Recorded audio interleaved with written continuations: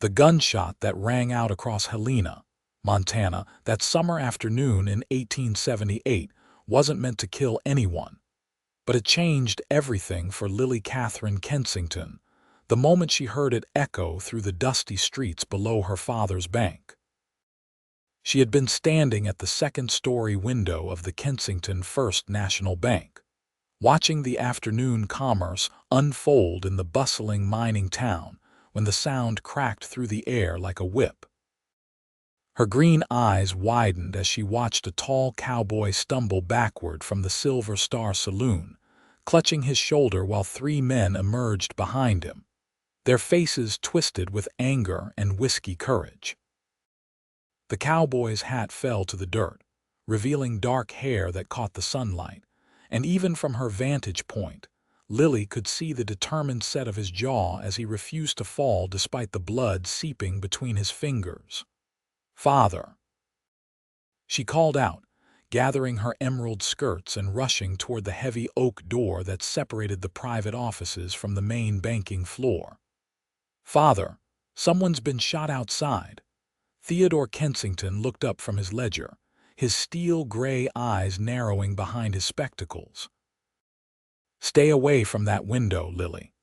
This is precisely why decent women have no business concerning themselves with street brawls."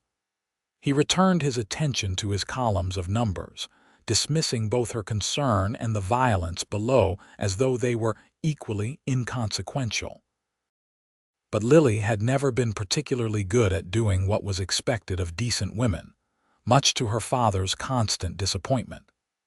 At 22 years old, she had already rejected 4 marriage proposals from suitable men, each one wealthier and more socially appropriate than the last. Her father had made his fortune in banking and land speculation, building an empire in Helena after the gold rush brought fortune seekers flooding into Montana territory.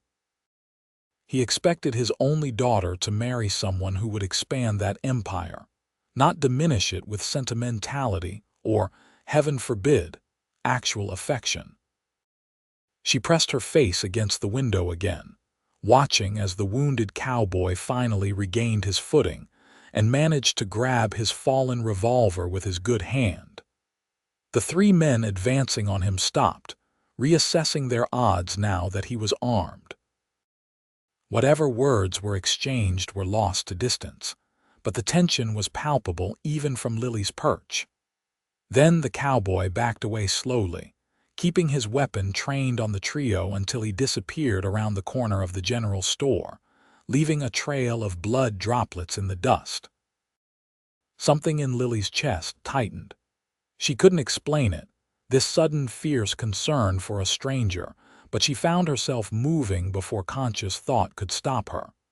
She grabbed her shawl from the coat rack and headed for the stairs leading to the bank's main entrance. "Lily Katherine, where do you think you're going?" Her father's voice boomed across the office. "Dr. Morrison's office is just down the street. That man needs medical attention," she called back, already halfway down the stairs. "That man is clearly involved in some disreputable business." "It's not your concern." But she was already out the door, the June sunshine warm on her face as she lifted her skirts and hurried down the boardwalk. Helena had grown considerably since her father had brought her here 5 years ago. The main street now lined with substantial brick buildings instead of the ramshackle wood structures of earlier days. The territorial capital buzzed with energy, miners mixing with merchants, cattlemen doing business alongside politicians. It was rough and refined all at once, and Lily had grown to love it despite its contradictions. She found the trail of blood easily enough and followed it past the general store into a narrow alley between buildings. Her heart hammered in her chest, partly from exertion and partly from the recklessness of what she was doing. A proper lady didn't chase after wounded cowboys in alleyways. A proper lady returned to her father's bank and waited for someone else to handle such matters.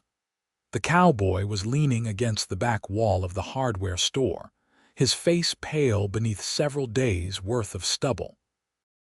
He looked up as she approached, and Lily felt her breath catch at the striking blue of his eyes, bright as a Montana sky and just as vast. His jaw was strong and square, his features handsome despite the obvious pain etched across them. Blood had soaked through his shirt, spreading across his chest in a dark stain. "Madam, you shouldn't be here," he said, his voice rough but steady. "Those men might come back." "Then we should get you to Dr. Morrison quickly," Lily replied, moving closer despite every social convention screaming at her to maintain distance. "Can you walk? I can manage." He tried to push himself away from the wall and immediately swayed, the blood loss clearly affecting him more than his pride wanted to admit. Lily didn't hesitate. She moved to his uninjured side and ducked under his arm, bracing herself against his weight. He was tall, easily over 6 feet, and solid with the kind of muscle that came from hard work rather than leisure. He smelled of leather and horse and something else, something earthy and masculine that made her pulse quicken in a way she didn't quite understand. "I'm Lily," she said as they began the awkward journey back toward the main street. "Lily Kensington. Xander Vaughn," he replied through gritted teeth. "And you're Theodore Kensington's daughter, which means helping me is going to cause you nothing but trouble. You know my father." "Everyone knows your father, madam. He holds the mortgage on half the ranches in this valley, including what's left of mine." There was no bitterness in his voice, just a statement of fact. "Which is why you should let me go before someone sees us together. Don't be ridiculous. You're injured and need help." They emerged onto the main street, and Lily was acutely aware of the stares following them. Mrs. Henderson actually stopped mid-stride on the boardwalk, her mouth falling open in shock. Mr. Peterson paused in sweeping the front of his mercantile, his eyebrows rising nearly to his hairline. Let them stare, Lily thought with a defiance that surprised even herself. She guided Xander toward Dr. Morrison's office 3 buildings down, half carrying him as his steps grew increasingly unsteady. Dr. Morrison, a practical man who had seen enough frontier injuries to be unshockable, took one look at them and ushered them inside. "Get him on the table, Miss Kensington. Let's see what we're dealing with." The next hour passed in a blur of torn cloth, antiseptic, and the doctor's steady hands working to extract the bullet from Xander's shoulder. Lily found herself holding Xander's good hand, surprised when he gripped back with surprising strength despite his obvious pain. He never cried out, never complained, just stared at the ceiling with those remarkable blue eyes and occasionally squeezed her hand hard enough to make her bones ache. "You're lucky," Dr. Morrison finally announced, dropping the extracted bullet into a metal dish with a clink. "Clean through the muscle, miss the bone, and anything vital. You'll heal up fine if you keep it clean and don't do anything stupid like getting into more gunfights." "Can't make any promises on that last part, Doc," Xander said, and despite everything, Lily saw a ghost of a smile touch his lips. Dr. Morrison shook his head while he bandaged the wound. "The Clancy brothers, I'm assuming. They took exception to me winning at cards, said I was cheating." "Were you?" "No, sir. I don't cheat, but they were drunk enough to convince themselves otherwise." The doctor finished his work and stepped back. "That's going to cost you $3, Mr. Vaughn, and you should stay still for at least a few days, let that shoulder start healing." Xander's face tightened. "I don't have $3 on me right now, Doc, but I can work it off or I can come back when I'll pay it," Lily interjected, already reaching for her reticule. "Madam, no, I can't let you. You can and you will." She handed the money to Dr. Morrison before Xander could protest further. "Consider it payment for making my afternoon considerably more interesting than usual." Xander stared at her, something shifting in those blue eyes, a warmth mixing with confusion and something else she couldn't quite name. "Miss Kensington, I don't know what to say." "Then don't say anything. But you do need to tell me where you're staying so I can check on you tomorrow and make sure infection hasn't set in." "Lily, you can't," Dr. Morrison said gently. "Your father will. My father will have opinions regardless of what I do. I might as well earn his disapproval honestly." She turned back to Xander. "Where?" He looked between her and the doctor, clearly warring with pride and practicality. Finally, he sighed. "I've got a camp about 2 miles north of town, up near the creek. But Miss Kensington, truly, you don't need to. 2 miles north by the creek. I'll find it." She stood, smoothing her skirts with hands that trembled slightly now that the immediate crisis had passed. "Rest, Mr. Vaughn. Dr. Morrison is right about that much." She left before either man could protest further, stepping back out into the late afternoon sunlight. The stairs were more obvious now, conversation stopping as she passed, and Lily held her head high as she walked back toward her father's bank. She had known helping Xander would cause talk, but she hadn't quite anticipated how exposed it would make her feel, how vulnerable to the judgment of a town that thrived on gossip and social hierarchy. Her father was waiting at the top of the stairs, his face thunderous. "My office. Now." Lily followed him into the private room, closing the door behind her with a soft click that seemed to echo in the silence. Theodore Kensington moved to stand behind his massive desk, his hands flat on the polished surface as he stared at his daughter with barely contained fury. "Do you have any idea what you've just done? Any idea how that looked, you hanging on some cowboy drifter in broad daylight? I've spent 5 years building our reputation in this town, 5 years establishing us as people of quality and standing, and you've just damaged that in the span of an hour. I helped an injured man get medical attention. That's all. That's all." His voice rose. "Lily, that man is Xander Vaughn. His ranch is failing, he's 3 months behind on his mortgage payments, and he's developed something of a reputation for getting into fights. He's exactly the kind of man you should be avoiding, not consorting with in public. He was shot, Father. Was I supposed to just let him bleed in an alley? Yes, that's what we pay the sheriff for, that's what we have a doctor for. It's not your responsibility to save every wayward soul in Montana territory." He took off his spectacles and rubbed his eyes, suddenly looking older than his 53 years. "Judge Carlisle's son Edward is coming to dinner on Saturday. He's a fine young man with excellent prospects, and he's expressed interest in courting you properly. I expect you to give him serious consideration." Lily's stomach sank.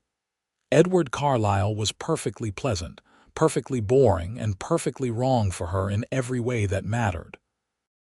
"Father, this isn't a discussion, Lily. You're 22 years old. It's past time you settled down with an appropriate husband. The Carlisle family would be an excellent match for us. For us. Or for you and your business dealings." The words came out sharper than she'd intended, and her father's face darkened. "Everything I do is for this family. Everything I've built is to give you security and standing. But I can't do that if you're going to throw yourself away on some penniless cowboy who can't even hold onto his own land." Lily bit back the retorts that wanted to spill out. She knew this argument, had lived various versions of it for years.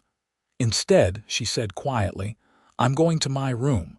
I'll be ready for dinner with the Carlisles on Saturday." It was a small surrender, and they both knew it wasn't really a surrender at all. But it was enough to ease some of the tension from her father's shoulders. He nodded curtly. "See that you are. And Lily, stay away from Xander Vaughn, I mean it." She didn't respond, just turned and left the office, climbing the stairs to the private residence above the bank that had been her home for 5 years. Her room was at the back of the house. decorated in shades of cream and rose that she'd once loved, but now felt stifling. She moved to the window that overlooked the back alley and the mountains beyond, those magnificent peaks that seemed to promise freedom just beyond reach. Something had shifted in her today. She'd felt it the moment she'd looked into Xander Vaughn's eyes, that strange recognition of something she couldn't name but desperately wanted to understand. It was ridiculous, she told herself. She'd known him for barely an hour, had exchanged only the briefest of conversations. And yet something in her chest had opened up when he'd smiled at the doctor's warning, when he'd held her hand through the pain, when he'd looked at her with those impossibly blue eyes. She thought about what her father had said about Xander being behind on his mortgage payments.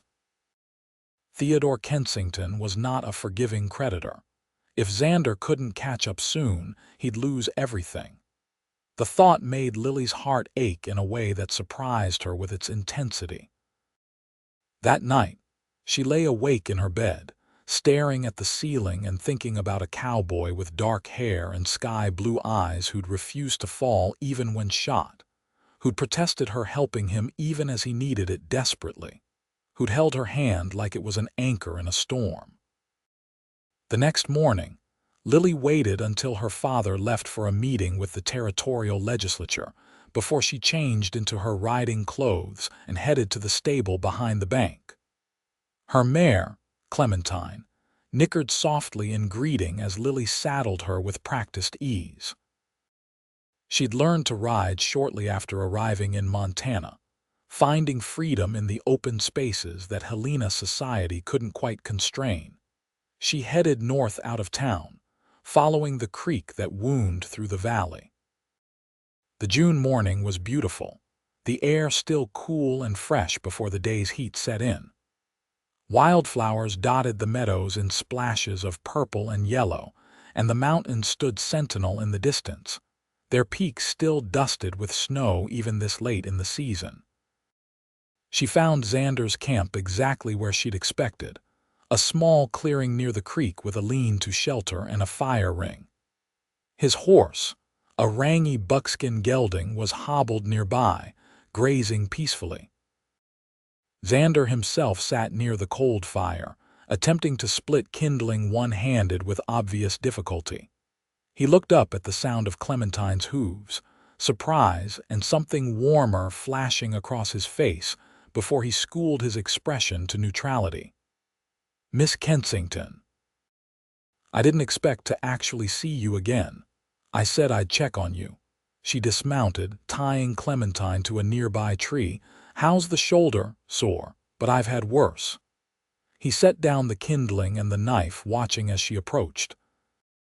In the morning light, she could see the exhaustion etched on his face, the way he held himself carefully to avoid jostling the injury. "You shouldn't be here. If anyone sees you, no one followed me. I was careful." She knelt beside him, close enough to catch that same scent of leather and earth that had affected her so strongly yesterday. "Let me see the bandage. Miss Kensington, Lily. Please just call me Lily." She met his eyes, surprised by her own boldness. "And let me see the bandage before infection sets in, and all my trouble yesterday was for nothing." A slow smile spread across his face, transforming his features from handsome to something that made her heart stutter. "Lily, then. And you should call me Xander, seeing as how we're apparently past formalities." She felt heat rise in her cheeks but didn't look away. "The bandage, Xander." He unbuttoned his shirt one-handed, and Lily tried very hard to maintain a clinical detachment as he shrugged it off his good shoulder, exposing the bandage and a considerable amount of tanned, muscled chest. The bandage looked clean, no signs of blood seeping through, which was a relief. "It looks good. No signs of infection. You need to change it daily, though, and keep it clean." "Kind of hard to do one-handed," he admitted, "but I'll manage, or I could help you." The offer was out before she could think better of it, before propriety could stop her tongue. I could ride out each day for the next few days, just until you can manage on your own." Xander was quiet for a long moment, studying her face with an intensity that made her skin warm. "Why?" he finally asked. "Why would you do that? You don't know me. And your father clearly doesn't want you anywhere near me." "My father doesn't want me near anyone who isn't carefully selected to advance his business interests," Lily said, unable to keep the bitterness from her voice. "He's got me scheduled for dinner with Judge Carlisle's son on Saturday, another suitable prospect for me to reject. You don't want to marry the judge's son." "I don't want to marry anyone just because they're suitable. I want—" She trailed off, not quite sure how to articulate the longing that had been building in her chest for years. "I want something real, something that matters." Xander was quiet again, but his eyes never left her face. Finally, he said softly, "Your father owns my mortgage. If he finds out you're coming here, it won't just be you who suffers. He could call the loan, take what's left of my ranch. He wouldn't do that. Lily, men like your father do that every day. I'm already behind on payments. He'd be within his rights." She knew he was right, knew her father wouldn't hesitate to use financial leverage if he felt she was being defiant. And yet, sitting here in the morning sunshine with this man she barely knew, Lily couldn't bring herself to care. "Then we'll be careful. I'll come early before the town is fully awake. No one needs to know. This is a bad idea." But even as he said it, she could see the hope in his eyes, the wanting that matched her own inexplicable pull toward him. "Probably the worst," she agreed, smiling, "but I'm going to do it anyway." Over the next week, Lily established a routine. She would wake before dawn, dress in her riding clothes, and slip out of the house while her father was still asleep. She'd ride to Xander's camp as the sun rose over the mountains, painting the sky in shades of gold and pink. Each morning, she'd check his wound, help him change the bandage, and then they would talk as she helped him with the camp chores he couldn't manage one-handed. She learned that Xander was 26, that he'd come to Montana territory 5 years ago with dreams of building a ranch, that he'd worked himself near to breaking to acquire the land and stock. The drought last summer had been devastating, forcing him to sell off most of his cattle just to keep afloat. The mortgage payments to her father's bank had piled up, and now he was working odd jobs around Helena, trying to earn enough to catch up before the bank foreclosed. "I won't lose it," he told her on the third morning, his voice fierce with determination. "That land is mine. I've put everything I have into it. I'll find a way." She admired his resilience, his refusal to give up even when the odds were clearly against him. There was a strength in Xander that had nothing to do with physical power, and everything to do with the core of who he was. He spoke about the ranch with a passion that made her chest ache, describing the valley where his land lay, the meadows perfect for cattle, the natural spring that fed a year-round creek. She told him about her mother, who had died when Lily was 15, about growing up in St. Louis society before her father had decided Montana territory offered better opportunities for building wealth. She confessed her frustration with the endless parade of suitable men, her exhaustion with being seen as a business asset rather than a person with her own dreams and desires. "What do you dream about?" Xander asked on the fourth morning as they sat by the creek watching the water flow past. His shoulder was healing well, the color returning to his face, though Dr. Morrison had warned he should keep it immobile for at least another week. Lily considered the question, trailing her fingers through the cool water. "I dream about having a choice, about building something that matters, something real.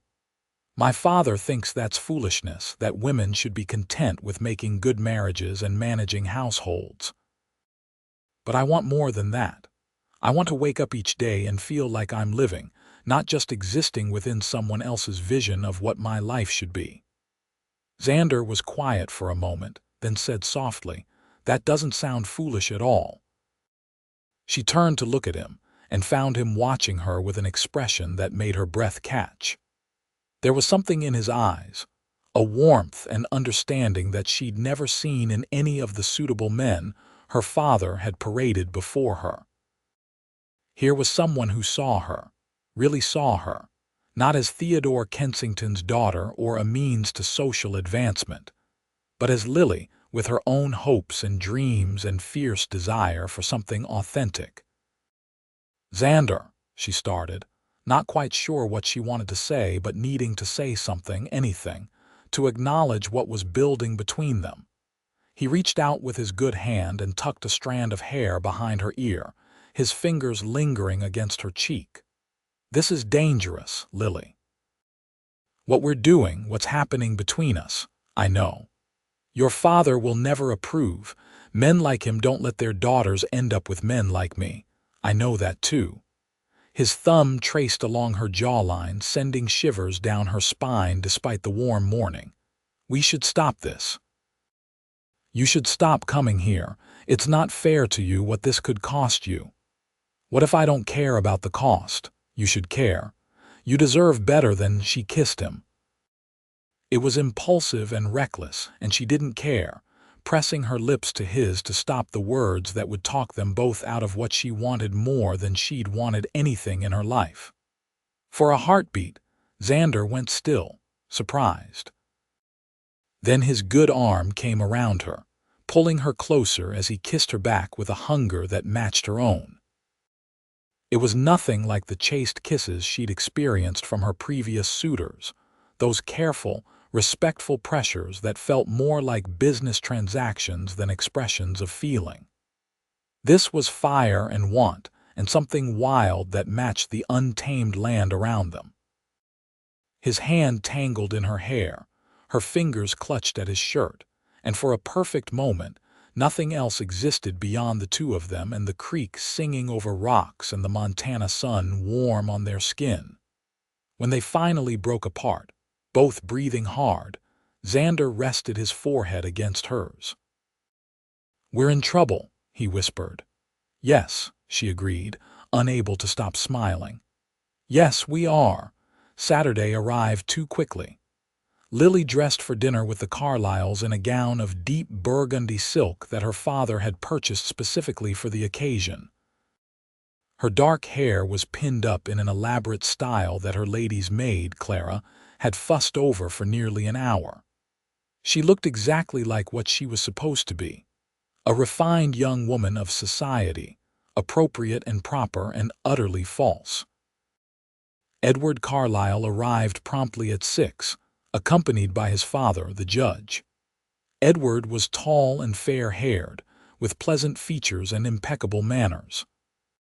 He complimented Lily's appearance, engaged in appropriate conversation about the weather and the latest territorial politics, and displayed absolutely no spark of genuine interest beyond what was expected of a man courting a woman of suitable station. Throughout dinner, Lily smiled and nodded and said all the right things while her mind was miles away, at a camp by a creek with a cowboy whose kiss had awakened something in her she hadn't known existed. She thought about Xander's hands, strong and calloused from hard work, about the way he looked at her like she was the sunrise and sunset combined, about the passion in his voice when he talked about his dreams for his ranch. "Miss Kensington, did you hear my question?" Edward's voice broke through her thoughts. "I apologize, I was distracted. What was your question?" "I asked if you enjoyed poetry. I've been reading Tennyson lately and thought you might appreciate his work."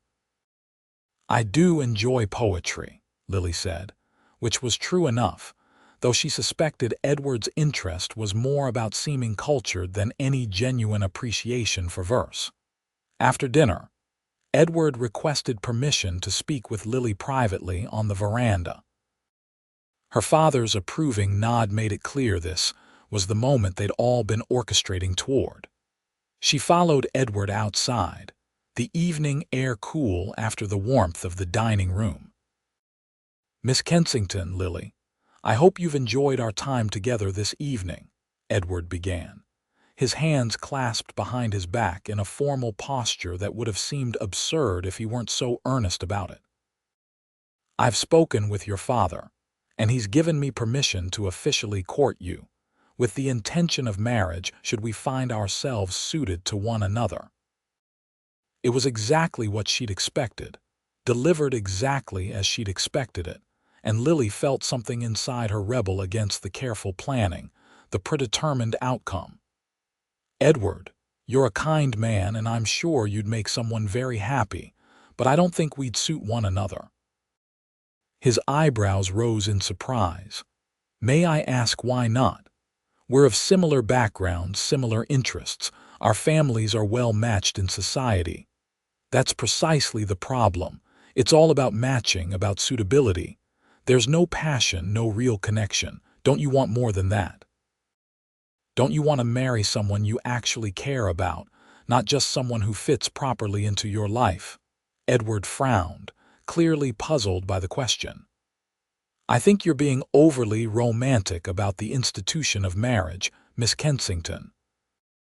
Marriage is about partnership, about building a stable life together. Strong feelings can grow over time. But what if they don't? What if we marry and spend 50 years being perfectly polite to each other and never once feel anything real? The words spilled out, all the frustration she'd been holding back. I can't do that, Edward. I can't spend my life that way. This is about that cowboy, isn't it? The one you helped last week. Edward's voice held disapproval now. Your father told me about that incident. Miss Kensington, surely you understand that a man like that could never provide for you the way you deserve. He's barely holding onto his own land. Maybe I don't care about that. Then you're being foolish. Romantic notions don't put food on the table or maintain a household. And a loveless marriage does. She shook her head. I'm sorry, Edward, I truly am, but my answer is no. She left him on the veranda, gathering her skirts and hurrying back inside, past her father's startled expression in the dining room, up the stairs to her room. She closed the door and leaned against it, her heart pounding. She just rejected another suitable prospect, but this time felt different. This time, she'd done it not just because Edward was wrong, but because she knew with absolute certainty who was right. Her father's knock came 10 minutes later, sharp and angry. Lily, open this door, she did, facing his fury with her chin raised. I told him no. I know what you told him. His father and I had to spend the last 10 minutes smoothing over your rejection. Do you have any idea how embarrassing that was? I'm sorry for the embarrassment, father, but I won't marry him. This is about that cowboy. It wasn't a question. You've been seeing him, haven't you, despite my explicit instructions to stay away? Lily said nothing, which was answer enough. Her father's face went red. I forbid you from seeing him again, effective immediately. Do you understand me? You will not leave this house except under escort, and you will definitely not go riding off to God knows where to meet with some penniless drifter. He's not a drifter. He's a rancher trying to hold onto his land. Land that I own the mortgage on. Land that he's 3 months behind on paying for. Her father moved closer, his voice dropping to something cold and dangerous. And if you continue this foolishness, I'll call that loan. I'll take his land, sell it to someone who can actually make the payments, and your cowboy will have nothing. Is that what you want? Lily felt the blood drain from her face. You wouldn't. Test me and find out. You will stay away from Xander Vaughn, or I will destroy him financially. The choice is yours. He left, closing the door with deliberate control that was somehow more frightening than if he'd slammed it. Lily stood frozen in the middle of her room, her mind racing. She knew her father meant every word. Theodore Kensington hadn't built his empire by making empty threats. If she continued seeing Xander, her father would take everything Xander had worked for, would leave him with nothing. But the alternative was giving up the first real thing she'd ever felt, abandoning the man who'd shown her what it meant to actually want someone, not just tolerate them. It was an impossible choice, and she had no idea what to do. She didn't sleep that night, lying awake and staring at the ceiling, torn between her heart and her fear of what her father would do. By the time dawn broke, she'd made a decision. She would go to Xander one more time, would explain the situation, and would let him decide. It was his land, his life at stake. He deserved to know the threat her father had made, deserved to choose for himself what price he was willing to pay. She dressed quickly in her riding clothes and slipped out of the house before her father woke. The ride to Xander's camp felt longer than usual, her heart heavy with what she had to tell him. When she arrived, he was up and moving around the camp, his shoulder clearly healing if the way he was using both arms was any indication. His face lit up when he saw her. "I was starting to think you weren't coming. How was dinner with the judge's son?" I rejected him. She dismounted, not moving closer, needing the distance to say what she had to say. "I told him I couldn't marry him, that I wanted something real." Xander's smile grew. "Good, that's good, Lily. My father knows about us, about me coming here. And he's threatened to call your mortgage if I don't stop seeing you."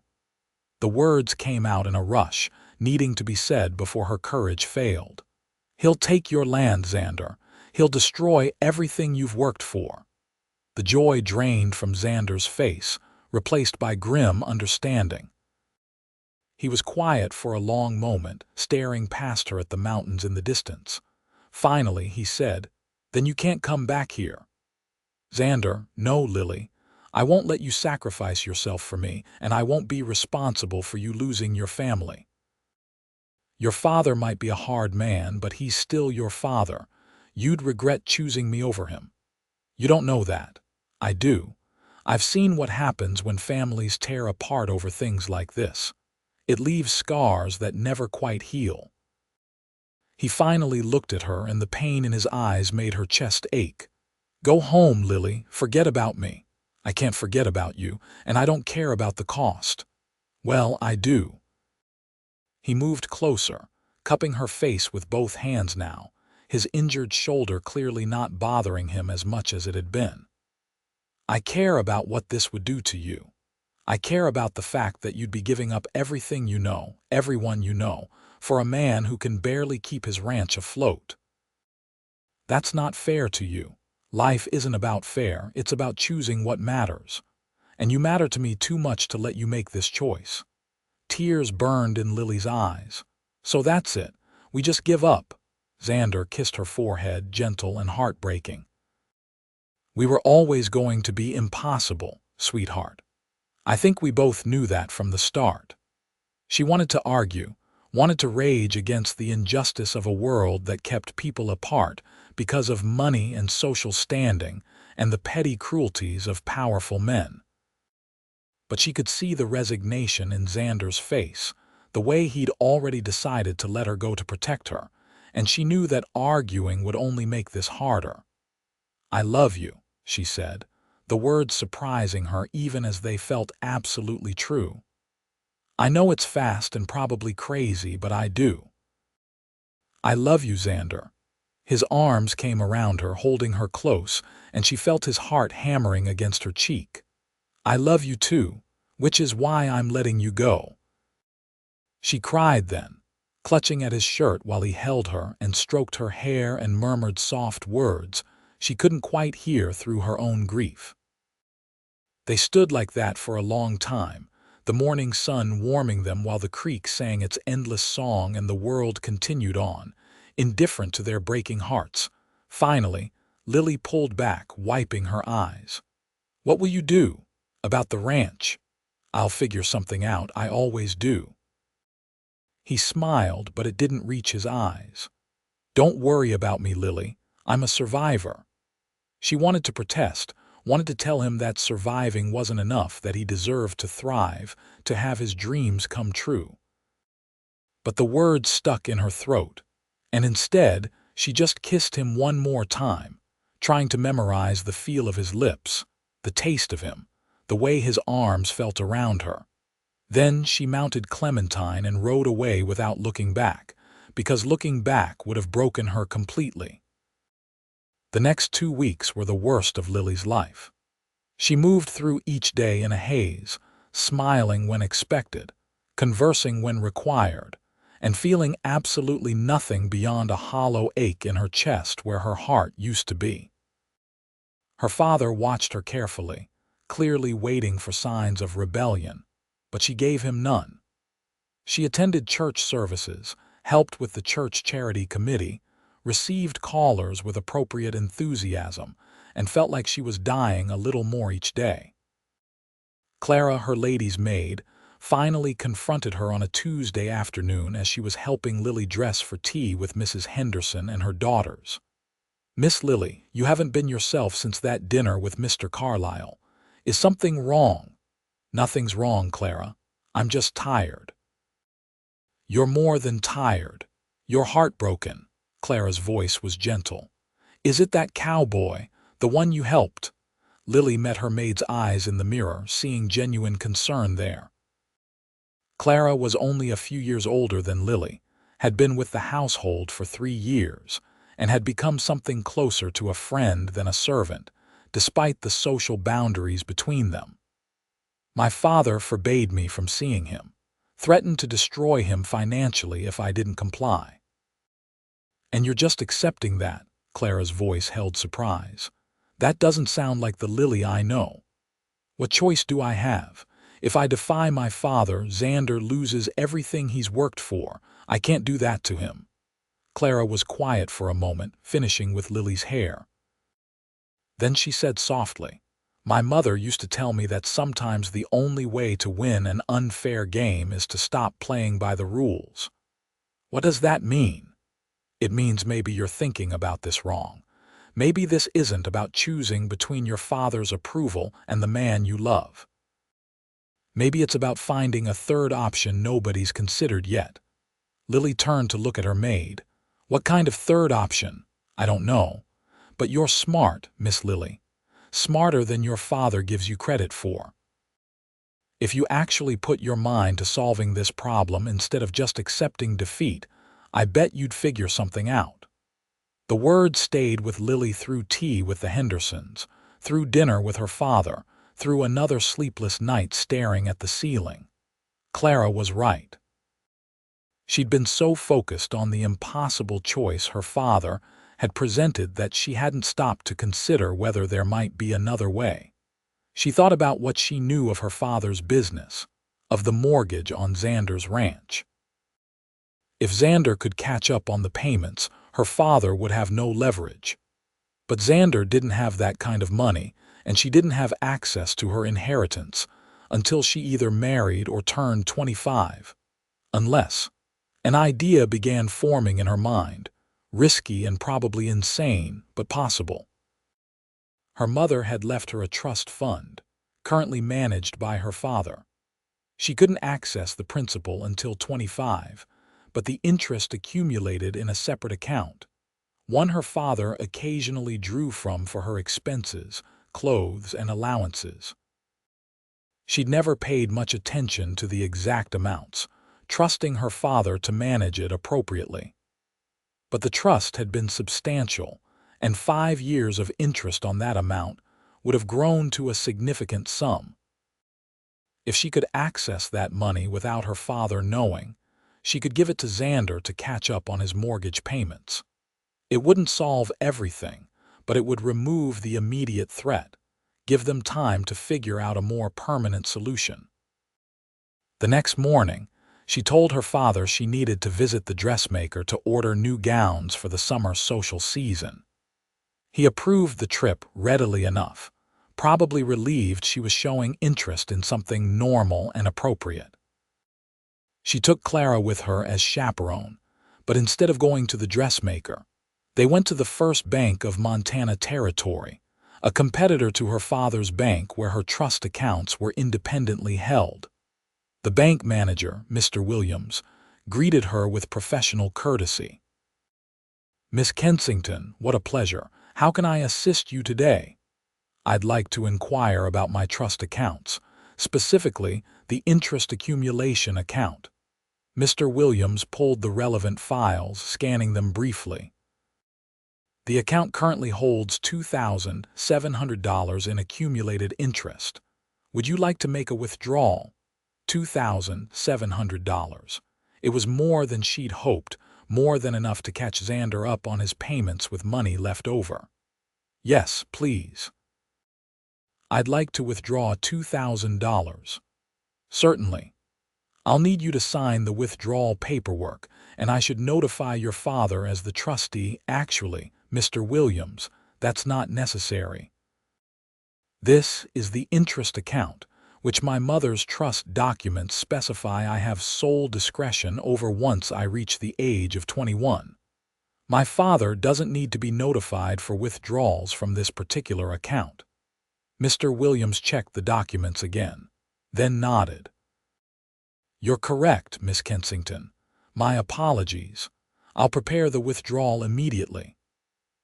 20 minutes later, Lily walked out of the bank with $2,000 in cash tucked safely in her reticule, her heart pounding with equal parts terror and exhilaration.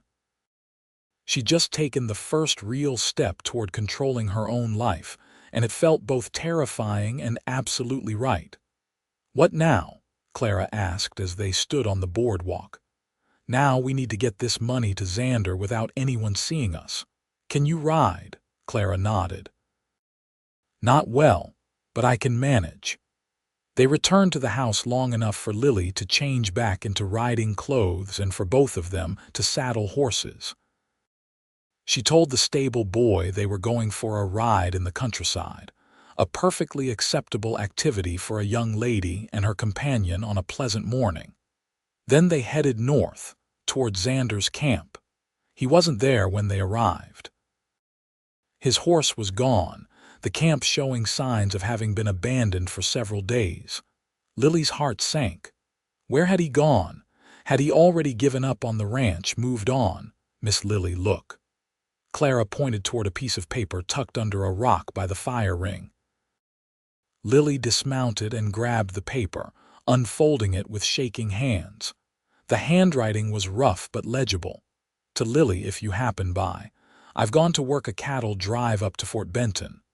6 weeks of work that'll pay enough to catch up on the mortgage. Don't worry about me. Be happy. Xander, 6 weeks. He'd be gone for 6 weeks, doing dangerous work for dangerous pay, all because he was too proud to give up on his land. Lily's chest tightened with a mix of frustration and admiration. Even now, even after everything he was fighting. What do we do? Clara asked. Lily thought quickly. Where's his ranch? The actual property, not this camp. I don't know, but someone in town would. Maybe the land office. They rode back to Helena, going directly to the territorial land office. The clerk there was able to provide directions to Xander's property after some shuffling through records. It was about 15 miles west of Helena, in a valley near the Prickly Pear Creek. You know if Mr. Vaughn has anyone working the property while he's gone? Lily asked. The clerk shrugged. Not that I know of. Most of the small ranchers can't afford hired help. Why? Just curious. Thank you for your assistance. They rode west, following the directions to Xander's ranch. The property, when they finally found it, was beautiful in a wild, untamed way. The valley the clerk had mentioned was a lush expanse of grassland bordered by pine forests, with the creek running clear and cold through the middle. Lily could see why Xander had fallen in love with it, why he'd fight so hard to keep it. The ranch house was small but solidly built, just 2 rooms with a porch facing the mountains. There was a barn that needed repairs, corrals that were serviceable if not perfect, and signs everywhere of hard work interrupted by circumstances beyond anyone's control. It was the kind of place that could be something remarkable with time and money and dedication. She found the ranch office, such as it was, in a corner of the main room. The mortgage papers were there, along with Xander's meticulous accounting of every penny he'd earned and spent. Looking at his records, Lily's respect for him grew. He'd been careful with money, hadn't wasted anything on frivolous expenses, but the drought and subsequent cattle losses had been devastating. He wasn't behind on his payments because of poor management or laziness. He was behind because nature had been cruel and circumstances had been against him.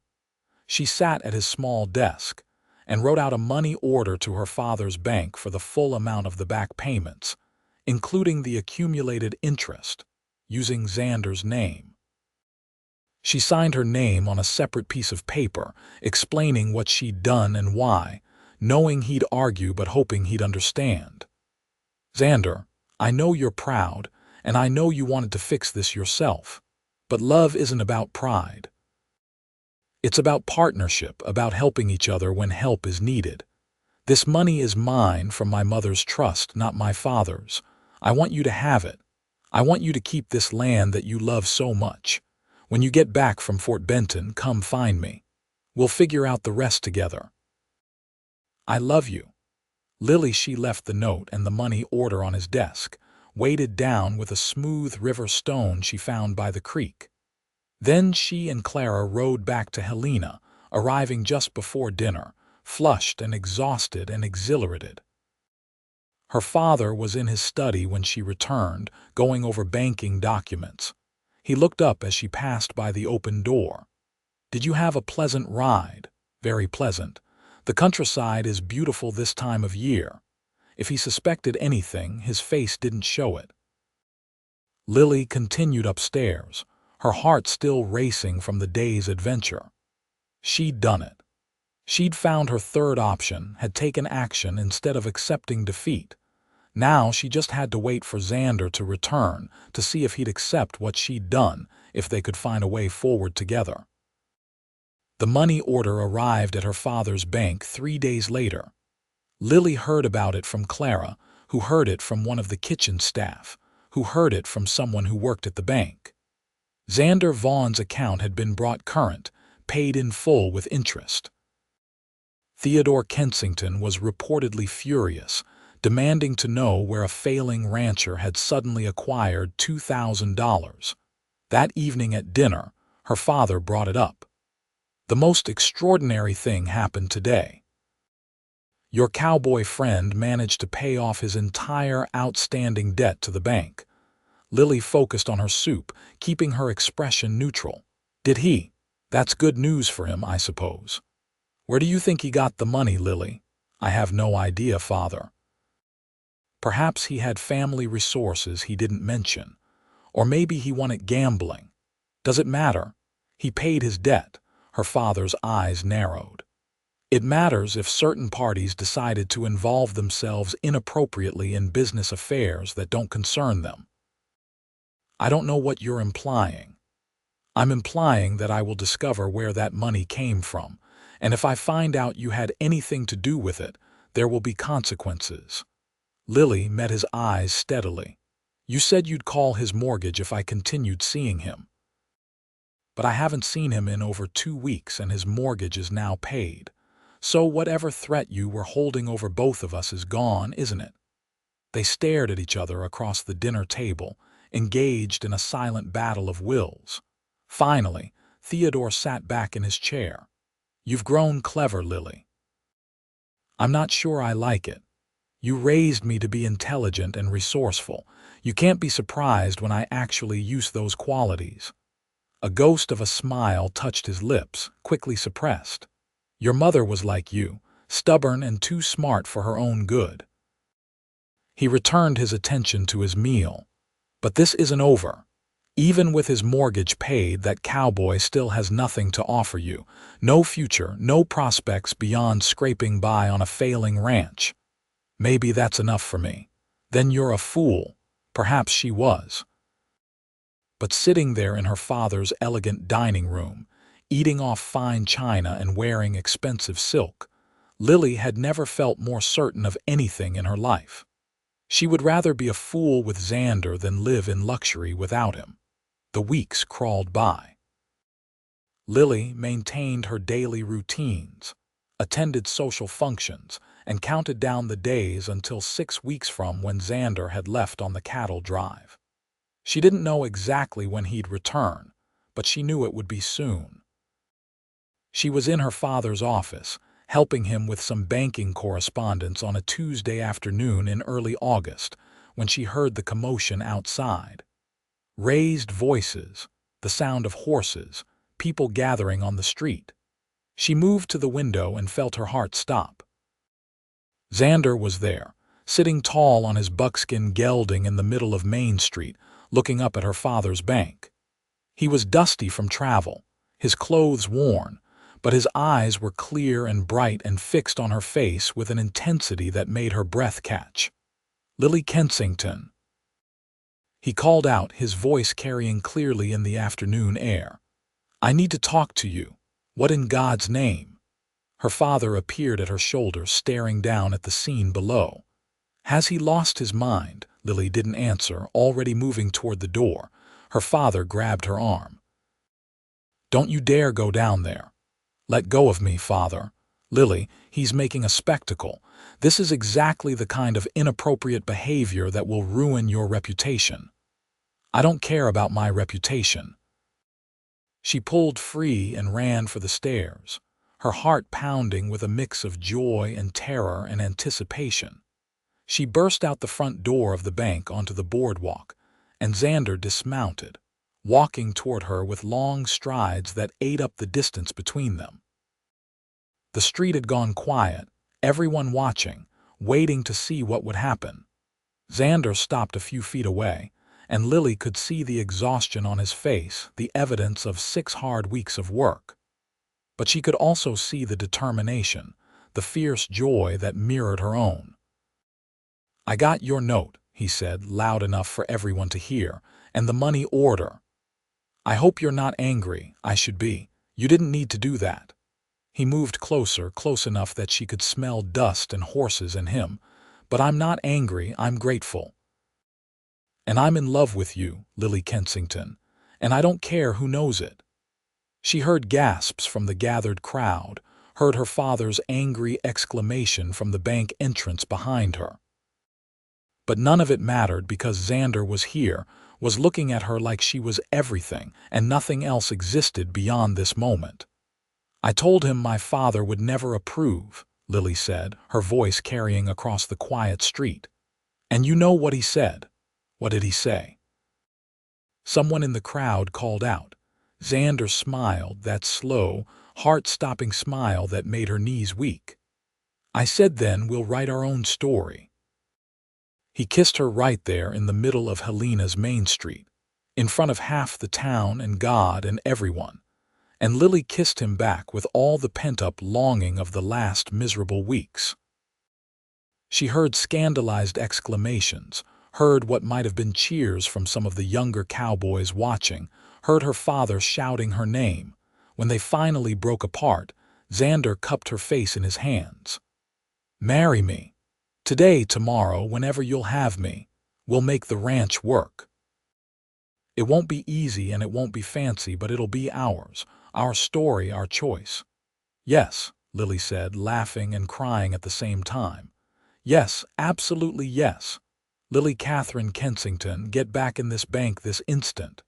Her father's voice cut through her joy. She turned to face him, still holding onto Xander's hand like a lifeline. "No, father, I'm not going to spend my life being what you want me to be instead of who I actually am." Theodore came down the steps, his face red with fury. "You'll be destitute. He has nothing to offer you."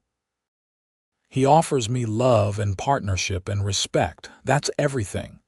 You're making a mistake, maybe, but it's my mistake to make."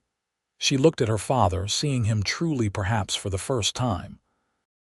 He wasn't a villain, just a man so focused on building security that he'd forgotten security without happiness was just another kind of prison. "I love you, father, but I can't be your daughter if being your daughter means giving up the man I love." Something shifted in Theodore's face, anger giving way to something more complicated. He looked at Xander, really looked at him, seeing perhaps what Lily saw. A good man, honest and hardworking, who loved his daughter truly. "You paid your debt." "Yes, sir, with help." Xander's voice was respectful but firm. "And I intend to pay back every cent Lily gave me. It might take time, but I always pay my debts. You won't be able to give her the life she's accustomed to." "No, sir, I probably won't, but I'll give her the life she chooses for herself. And I'll love her every day of my life." Theodore was quiet for a long moment, the street around them silent as everyone waited to see what he would do. Finally, he sighed, suddenly looking older and more tired than Lily had ever seen him. "Your mother would have liked you," he said to Xander. "She always did have a soft spot for stubborn men with more heart than sense." It wasn't quite approval, but it wasn't condemnation either. It was something in between, a tentative acceptance that this was happening whether he liked it or not. "There's a minister at the church," Theodore continued, his voice heavy. "If you're determined to do this foolish thing, you might as well do it properly." Lily felt tears spill down her cheeks. "Father, don't mistake this for approval. I still think you're making a mistake. But you're my daughter, and I won't have you running off in scandal." He looked at Xander sternly. "If you hurt her, if you fail her in any way, you'll answer to me." "Yes, sir, I understand." The wedding was hastily arranged but surprisingly well attended. News spread quickly through Helena, and by the time Lily and Xander arrived at the church an hour later, half the town had gathered, drawn by curiosity and the appeal of a good romance. Clara helped Lily change into her finest dress, a cream-colored silk that wasn't quite a wedding gown but would have to do. Someone found wildflowers for a bouquet. The minister, Reverend Hayes, looked somewhat bewildered by the rushed nature of the proceedings but agreed to perform the ceremony. Lily stood at the altar next to Xander, her hand in his, and felt a peace settle over her that she'd never experienced before. This was right. This was exactly where she was supposed to be. "Do you, Xander Vincent Vaughn, take this woman to be your lawfully wedded wife, to have and to hold from this day forward, for better or worse, for richer or poorer, in sickness and in health, till death do you part?" "I do," Xander said, his eyes never leaving Lily's face. "And do you, Lily Katherine Kensington, take this man to be your lawfully wedded husband, to have and to hold from this day forward, for better or worse, for richer or poorer, in sickness and in health, till death do you part?" "I do," Lily said, her voice strong and clear. "Then by the power vested in me by Montana territory, I pronounce you husband and wife. You may kiss your bride." Xander did, thoroughly, to the cheers and applause of the assembled crowd. When they broke apart, both grinning like fools, Lily looked out at the gathered townspeople and found her father standing at the back of the church. He wasn't smiling, but he wasn't frowning either, just watching his daughter with an expression too complicated to read. The reception was held at the Silver Star Saloon, the owner generously opening his establishment for food and drink to celebrate the unexpected wedding.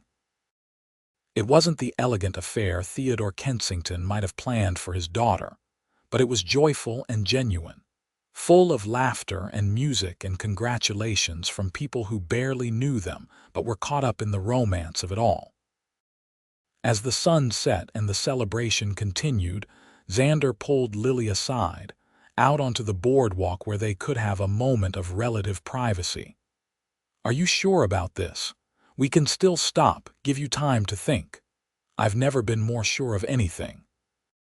She wrapped her arms around his waist, resting her head against his chest and feeling the steady beat of his heart. "Take me home, Xander, to our ranch." They left Helena that evening, riding west under a sky full of stars. Lily had hastily packed a few belongings with Clara's help, though she was leaving behind most of her old life. Clara had pressed a bundle into her hands as she left, supplies for the journey and enough food for several days. For luck, Miss Lily. Or I suppose it's Mrs. Vaughn now.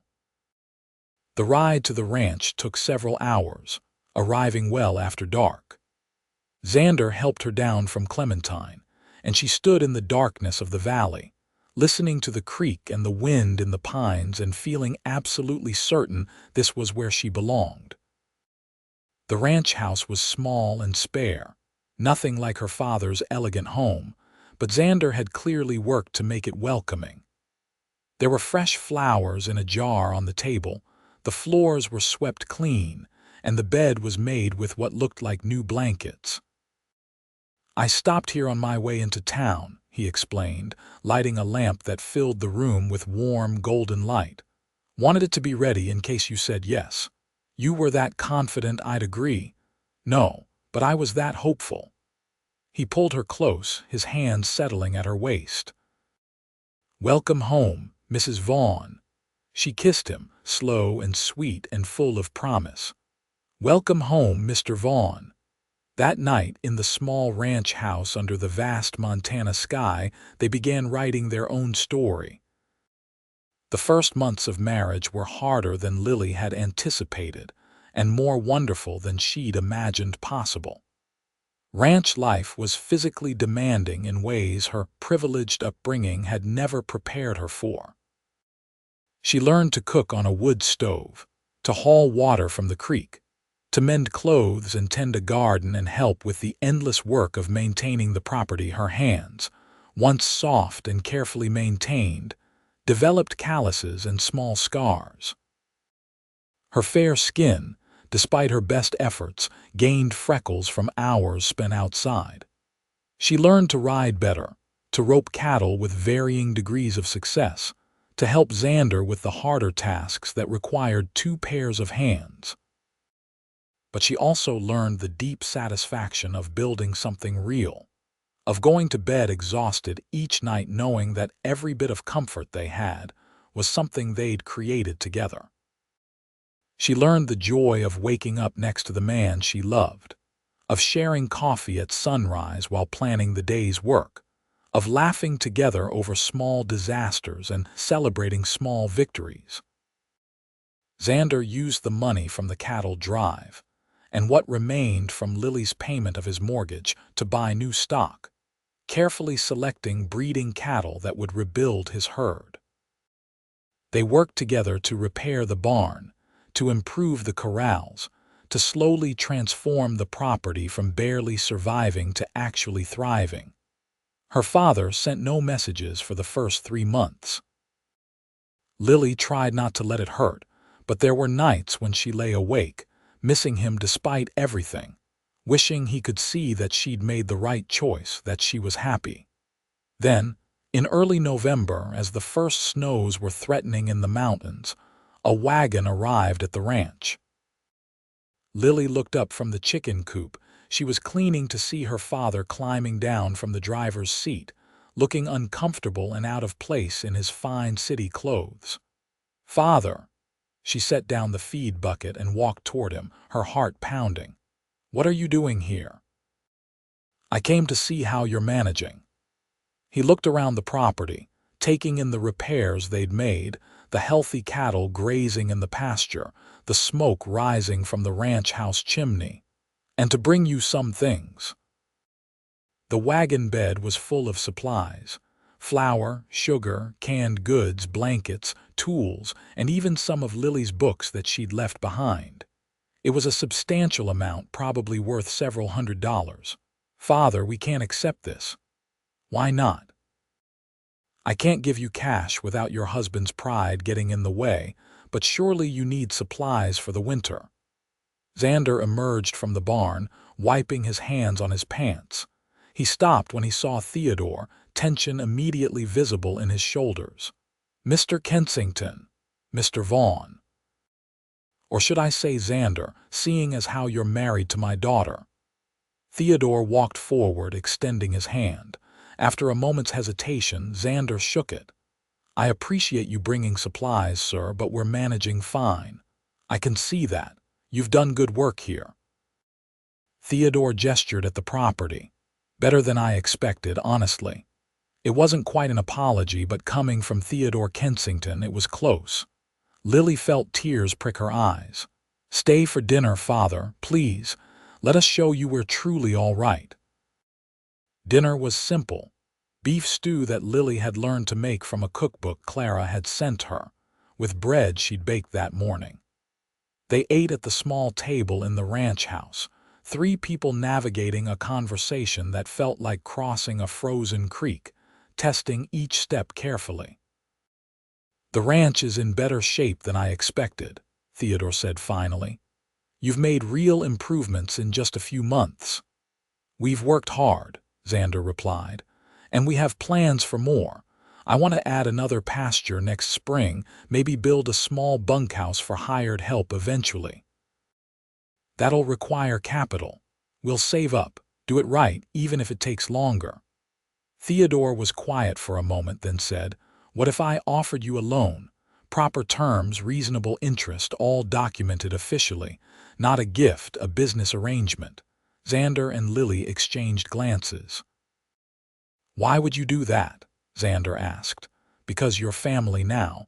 Because my daughter loves you and you clearly love her. And because I may have been wrong about you." Theodore set down his fork, looking older than his years. "I've spent my life building security through money and position. But watching Lily these past months, hearing reports from people in town about how hard you both work, how happy you seem despite the struggles, maybe I missed something important along the way." "You weren't entirely wrong, Father," Lily said gently. "Security matters. But not at the expense of everything else. Your mother used to tell me that. I didn't listen to her either." He smiled sadly.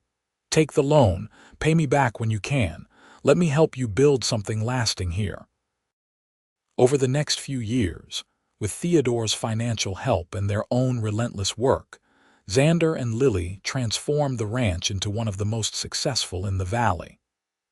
They added the pastures Xander had dreamed of, built a proper bunkhouse, and hired 2 hands to help with the growing herd. They expanded the house, adding 2 more rooms and a real kitchen that made Lily's cooking considerably easier. Theodore became a regular visitor, usually arriving on Sunday afternoons to share dinner and hear about the week's progress. He and Xander developed a cautious friendship built on mutual respect and their shared love for Lily. Theodore even admitted, late one evening after several glasses of whiskey, that he was proud of what they'd built, proud of his daughter's strength and determination. In the spring of 1881, Lily discovered she was pregnant.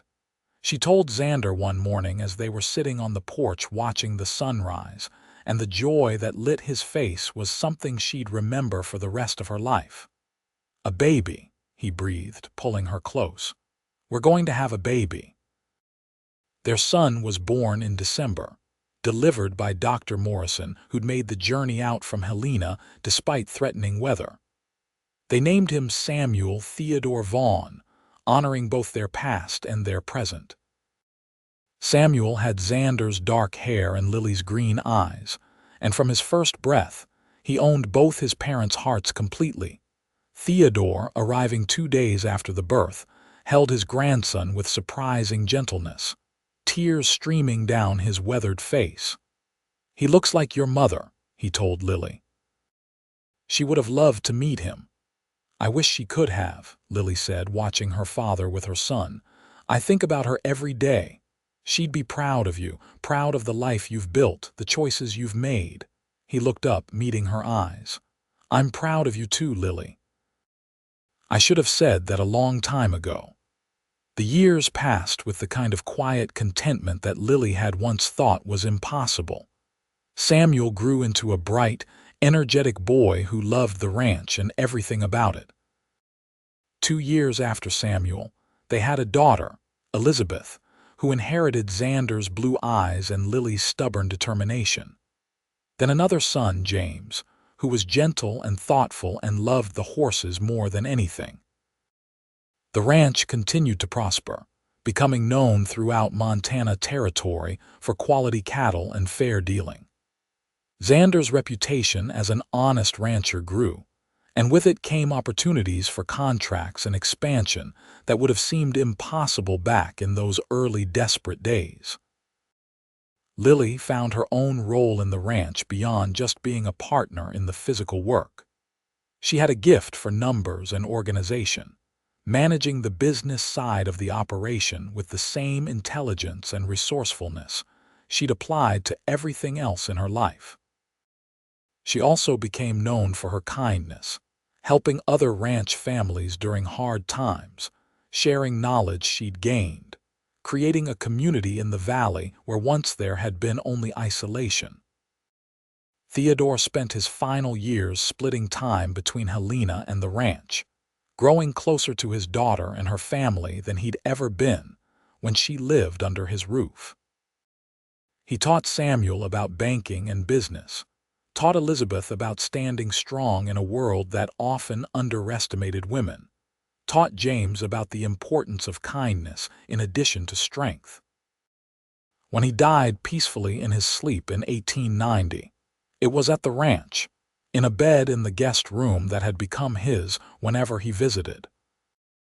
Lily mourned him deeply, but she also felt grateful that they'd had those years of reconciliation, that he'd been able to see what she and Xander had built, that he'd died surrounded by love instead of lonely in his big house in Helena. The new century arrived, bringing changes to Montana and the West. Helena continued to grow and modernize. The wild frontier days faded into memory and history. But on the ranch, life continued with its own rhythms, tied more to seasons and cattle and land than to calendar years. On a summer evening in 1905, Lily and Xander sat on the porch of their house, now expanded and improved far beyond that first small structure. They were in their 50s now, their hair gray, their faces weathered by decades of sun and wind. But they still held hands as they watched the sunset paint the mountains in shades of gold and pink. "You ever regret it?" Xander asked, as he sometimes did over the years. "Giving up the life you could have had?" "Never," Lily replied, as she always did. "This is the life I chose. The life we built together." Their children were grown now. Samuel ran much of the ranch's daily operations, having inherited both his father's work ethic and his mother's business sense. He'd married a rancher's daughter from the next valley, and they'd already given Lily and Xander 2 grandchildren with a third on the way. Elizabeth had surprised everyone by going to college in the East, returning with a degree and a husband who was a lawyer. They lived in Helena now, where Elizabeth had started advocating for women's property rights and education. James, their youngest, had stayed on the ranch, content with the land and the animals in a way that reminded Lily of Xander when they'd first met. "I've been thinking," Xander said, squeezing her hand. "Maybe it's time to expand the East pasture. James has some ideas about breeding programs that might work well there." Lily laughed. "You're never going to retire, are you?" "Retire? Why would I do that? I've got work to do, a wife I love, grandchildren to spoil, and the most beautiful view in Montana territory to enjoy. What else could a man want?" "Nothing," Lily agreed, leaning her head on his shoulder. "Absolutely nothing." As the sun dipped below the mountains and the first stars began to appear, Lily thought about that day so many years ago when a gunshot had echoed through Helena, when she'd chased a wounded cowboy into an alley, when everything had changed. She thought about her father's ultimatum, about Xander's determination to let her go to protect her, about her decision to find another way. They'd written their own story, just as Xander had promised they would. It hadn't been easy, hadn't always been comfortable, but it had been real and true and entirely theirs. And sitting here now, surrounded by the evidence of a life well lived and well loved, Lily knew that every hard choice, every risk, Every moment of uncertainty had been worth it. She had chosen love over security, passion over propriety, and authenticity over approval. And in making those choices, she'd found everything she'd never known she needed. "I love you," she said softly, the words as true now as they'd been when she'd first said them by a creek all those years ago. "I love you too," Xander replied, kissing the top of her head. "Every day, every moment, I love you." As darkness fell over the valley and the ranch settled into evening quiet, Lily closed her eyes and felt completely, perfectly at peace. This was their story, the one they'd written together against all odds and expectations. And it had turned out better than anything she could have imagined that day in Helena when a cowboy with sky-blue eyes had looked at her and promised they'd make their own way. They had made their own way. And it had led them exactly where they were meant to be, home.